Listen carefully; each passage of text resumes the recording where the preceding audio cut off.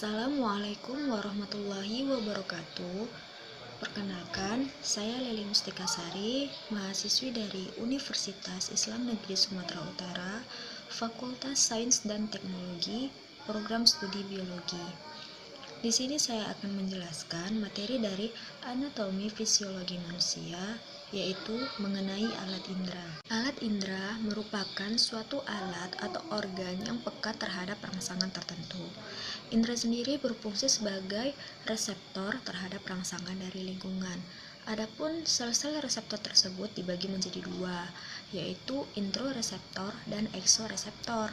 Adapun introreseptor sendiri berfungsi untuk mengenali perubahan-perubahan yang terjadi di dalam tubuh, terdapat di dalam sel otot, tendon, ligamentum, sendi, dinding pembuluh darah, dinding saluran pencernaan, dan lain-lain. Sedangkan eksoreseptor berfungsi untuk mengenali perubahan-perubahan lingkungan yang terjadi di luar tubuh, yaitu ada mata, telinga, kulit, lidah, dan hidung. Yang pertama ada mata. Mata merupakan indera penglihatan dan yang paling dominan. Mata adalah bola yang analog dengan kamera obskura biasa dan berkontraksi untuk melaksanakan fungsi-fungsi tertentu, baik fungsi optik maupun sensorik. Adapun bagian-bagian mata terdiri dari A. Bola mata. Di dalam bola mata ada lapisan luar atau fibrosa, terdiri dari sklera dan kornea. Sklera sebagai dinding bola mata merupakan jaringan yang kuat, tidak bening, tidak kenyal, dan tebalnya kira-kira 1 mm. Sklera bersambung dengan membran epitelium jernih yang disebut dengan kornea. Sinar cahaya masuk melalui kornea untuk mencapai retina. Kornea tampak cembung dan berfungsi untuk membiaskan cahaya untuk difokuskan pada retina.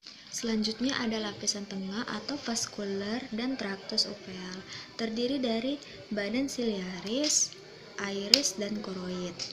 Koroid sangat kaya akan pembuluh darah dan berwarna coklat pada bagian dalamnya. Cahaya masuk melalui pupil, menstimulasi reseptor di retina, kemudian diabsorb oleh koroid. Badan siliaris merupakan bagian lanjutan dari koroid yang terdiri atas otot siliaris, yaitu serat otot polos, dan sel epitelium sekretoris. Badan siliaris melekat pada ligamen suspensori dan pada bagian ujung lainnya itu melekat pada kapsul yang membungkus lensa. Badan siliaris dipersarapi oleh cabang parasimpatik dan saraf kranial ketiga yang disebut dengan nervus oculomotor. Iris merupakan bagian mata yang terlihat berwarna dan memanjang secara anterior dari badan siliaris, berada di belakang kornea dan di depan lensa mata. Pada bagian tengah iris terdapat celah atau yang disebut dengan pupil. Iris dipersarapi oleh saraf simpatis dan parasimpatis. Stimulasi parasimpatik mengonstriksi pupil, sedangkan stimulasi simpatik mendilatasi pupil. Selanjutnya ada lapisan dalam atau jaringan saraf, terdiri atas retina. Retina merupakan lapisan terdalam dinding mata, memiliki struktur yang sangat halus dan dapat beradaptasi dengan baik terhadap stimulasi cahaya. Di bagian tengah posterior terdapat makula lutea atau yang disebut dengan bintik kuning. Di bagian tengah bintik kuning terdapat sedikit cekungan yang disebut dengan fovea centralis. Sedangkan retina ini merupakan bagian mata yang fotosensitif. Sel saraf peka cahaya yaitu ada sel batang dan sel kerucut. Sel batang ini lebih peka terhadap cahaya daripada sel kerucut, sedangkan sel kerucut ini peka terhadap sinar terang dan warna. Selanjutnya yaitu ada lensa mata. Lensa merupakan badan bikonveks yang sirkular dan sangat elastis berada di belakang iris. Lensa ini merupakan satu-satunya struktur di mata yang dapat mengubah-ubah daya biasnya yang dicapai dengan mengubah ketebalannya. Selanjutnya ada cairan aqueous. Cairan ini membawa nutrien dan menyingkirkan zat sisa dari struktur bening di depan mata yang tidak memiliki suplai darah, yaitu kornea, lensa, dan kapsul lensa. Dan ada badan vitreous. terletak di belakang lensa dan bagian posterior atau rongga bola mata. Merupakan substansi bening, halus, tidak berwarna, dan menyerupai jeli yang terdiri atas 99% air, beberapa garam, dan mukoprotein. B. Organ aksesoris mata. Terdiri dari alis mata, yang fungsinya untuk melindungi bola mata dari keringat, debu, dan materi asing lainnya. Ada kelopak mata, yang merupakan dua lipatan jaringan yang dapat digerakkan, dan pada bagian tepinya terdapat rambut pendek dan melengkung yang disebut dengan bulu mata. Selanjutnya ada konjungtiva, merupakan membran bening dan halus dan melapisi kelopak mata serta bagian depan bola mata. Berfungsi untuk melindungi kornea yang halus dan bagian depan mata. Selanjutnya ada tepi kelopak mata. Terdapat banyak kelenjar sebasea, sebagian disertai ductus yang mengandung folikel rambut bulu mata, dan sebagian lagi bersambung ke tepi kelopak mata di antara rambut. Ada aparatus lacrimalis, merupakan kelenjar eksokrin yang tepat di belakang tepi supraorbital. Kelenjar ini menyekresikan air mata yang terdiri dari air, garam mineral, antibodi, dan lisozim, suatu enzim bakterisida. Adapun fungsi air mata ini untuk membersihkan mata dari materi iritan, misalnya debu dan pasir. Sedangkan enzim lisozim ini mencegah infeksi bakteri dan cairan berminyak di dalam air mata untuk memperlambat evaporasi dan mencegah kekeringan pada konjungtiva. C. Pembuluh darah yang memperdarahi mata. Mata diperdarahi oleh suatu arteri yang berasal dari arteri ciliaris dan arteri retina yang merupakan cabang dari arteri optalmik, salah satu cabang dari arteri carotis internus. Vena yang memperdarahi mata adalah vena retina sentral yang akhirnya bermuara ke sinus vena profunda, arteri, dan vena yang terbungkus di saraf optik yang akan masuk ke mata pada diskus optik. D. Saraf optik berasal dari retina dan berkumpul untuk membentuk saraf optik sekitar 0,5 cm dari sisi makula lutea. Saraf menembus koroid dan sklera hingga ke bagian belakang medialnya melalui rongga orbital. Saraf kemudian melalui foramen optik tulang sfenoid mengarah ke belakang dan ke bagian medialnya untuk bertemu dengan saraf yang berasal dari mata lainnya di kiasma optik. E. Otot ekstraokular mata meliputi otot kelopak mata dan otot yang menggerakkan bola mata. Bola mata digerakkan oleh 6 otot ekstrinsik yang melekat pada salah satu ujung bola mata dan sisanya melekat pada dinding rongga orbital. Selanjutnya yaitu organ indera yang kedua adalah telinga. Telinga merupakan organ pendengaran yang mempunyai reseptor khusus untuk mengenali getaran bunyi dan untuk keseimbangan. Ada 3 bagian utama dari telinga manusia, yaitu telinga luar, telinga tengah, dan telinga dalam. Yang pertama, telinga luar. Terdiri dari daun telinga atau pinna auricle, saluran telinga luar atau meatus acousticus externus, dan selaput gendang atau membran timpani. Berfungsi untuk menerima dan menyalurkan getaran suara atau gelombang bunyi sehingga menyebabkan bergetarnya membran timpani. Yang kedua ada telinga tengah, merupakan suatu rongga kecil dalam tulang pelipis atau tulang temporalis yang berisi 3 tulang pendengaran, yaitu malleus atau tulang martil, incus atau tulang landasan, dan stapes atau tulang sanggurdi. Telinga tengah ini berhubungan dengan rongga faring melalui saluran eustasius atau tuba auditiva yang berfungsi untuk menjaga keseimbangan tekanan antara kedua sisi dari membran timpani. Yang ketiga ada telinga dalam atau labirin, merupakan struktur yang kompleks terdiri dari serangkaian rongga-rongga tulang dan saluran membranosa yang berisi cairan. Pada labirin ini terdiri atas 3 saluran yang kompleks, yaitu vestibula, koklea atau rumah siput, dan 3 buah kanalis semisirkularis atau saluran setengah lingkaran. Vestibula ini merupakan rongga di tengah labirin, terletak di belakang koklea dan di depan kanalis semisirkularis. Kanalis semisirkularis merupakan 3 saluran yang terletak di atas belakang vestibula. Salah satu ujung dari masing-masing saluran tersebut mengembung disebut ampula. Koklea membentuk bagian anterior labirin, terletak di depan vestibula. Berbentuk seperti rumah siput, berupa saluran berbentuk spiral yang terdiri dari 2/1/4 lilitan, mengelilingi bentukan kerucut yang disebut dengan mediolus. Koklea terdiri dari 3 saluran yang berisi cairan. Yang pertama yaitu ada saluran vestibular atau skala vestibular. Di sebelah atas mengandung perilimfe berakhir pada tingkap jorong. Ada saluran timpani atau skala timpani. Di sebelah bawah mengandung perilimfe berakhir pada tingkap bulat. Dan yang terakhir ada saluran koklear atau skala media. Terletak di antara skala vestibular dan skala timpani, mengandung endolimfe. Skala ini dipisahkan dengan skala vestibular oleh membran vestibularis atau membran Reissner, dan dipisahkan dengan skala timpani oleh membran basilaris. Dan pada membran basilaris inilah terdapat indera pendengaran, yaitu pada organ korti. Selanjutnya, organ indera yang ketiga adalah kulit. Kulit merupakan indera peraba yang mempunyai reseptor khusus untuk sentuhan, panas, dingin, sakit, dan tekanan. Reseptor untuk rasa sakit ujungnya menjorok masuk ke dalam epidermis. Reseptor untuk tekanan ujungnya berada di dermis yang jauh dari epidermis.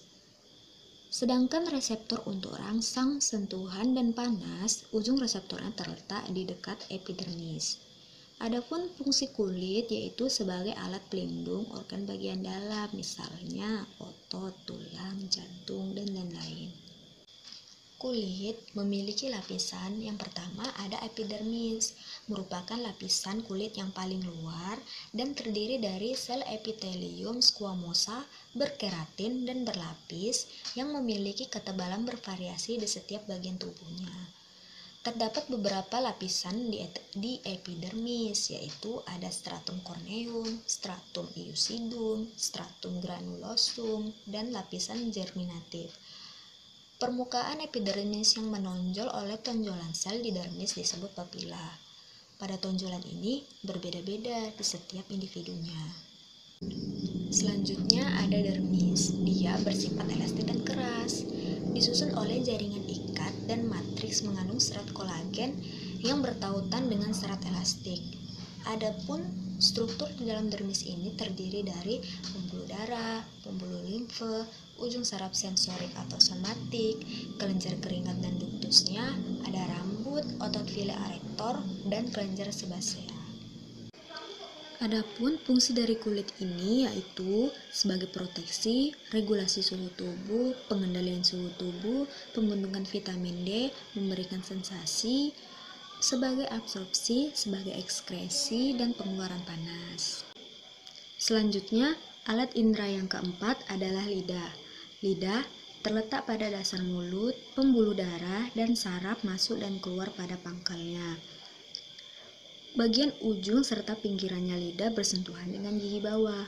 Pada bagian bawah lidah disebut dengan frenulum lingua, yaitu struktur dengan ligamen halus yang mengaitkan pada bagian posterior lidah pada dasar mulut.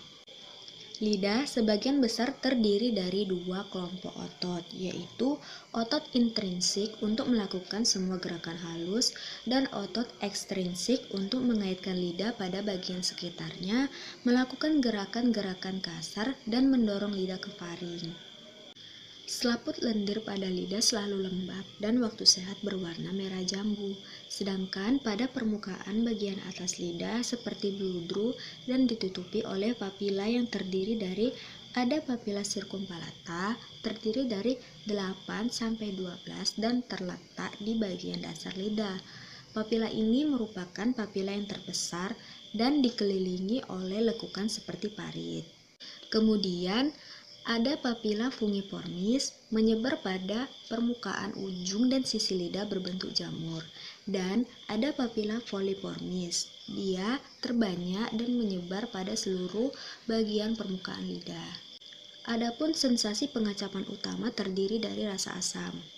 Disebabkan oleh asam karena konsentrasi ion hidrogen. Ada rasa asin, dihasilkan dari garam yang terionisasi terutama karena konsentrasi ion natrium. Kemudian ada rasa manis, disebabkan oleh beberapa zat kimia mencakup gula, glikol, alkohol, aldehid, keton, amida, ester, asam amino, protein, asam sulfonat, asam halogenasi, dan asam-asam organik dari timah dan berilium. Kemudian ada rasa pahit. Hampir seluruhnya disebabkan oleh substansi organik. Golongan substansi organik tersebut yaitu substansi organik rantai panjang yang mengandung nitrogen dan substansi organik alkaloid. Dan ada rasa umami, merupakan rasa kecap yang menyenangkan secara kualitatif. Didapatkan dari makanan yang mengandung L-glutamat seperti pada ekstrak daging dan keju lama. Selanjutnya ada taste bud. Taste bud terdiri atas kurang lebih dari sel epitel yang termodifikasi. Beberapa di antaranya adalah sel penyokong atau sel sustentakuler dan yang lain disebut dengan sel pengecap. Ujung-ujung luar dari sel pengecap ini tersusun dari pori-pori pengecap yang sangat kecil.